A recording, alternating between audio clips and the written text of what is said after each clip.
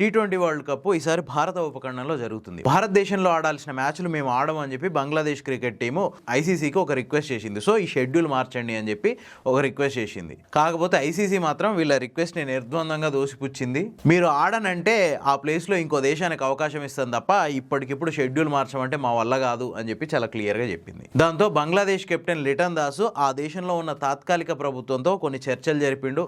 ఆ తర్వాత ఆ దేశ క్రికెట్ బోర్డు, బంగ్లా క్రికెట్ బోర్డుతో కూడా దాంతో కూడా చర్చలు జరిపిన తర్వాత లాస్ట్కు వాళ్ళు ఇచ్చిన ప్రకటన ఏంటంటే మేము మ్యాచ్నైనా వదులుకుంటాం కానీ భారతదేశంలో ఆట ఆడమని చెప్పారు. చాలా క్రికెట్ బోర్డులు, చాలా క్రికెట్ టీంలకి ఐసీసీ నిర్వహించే టోర్నీలే మెయిన్ ఇన్కమ్ సోర్స్ అన్నమాట.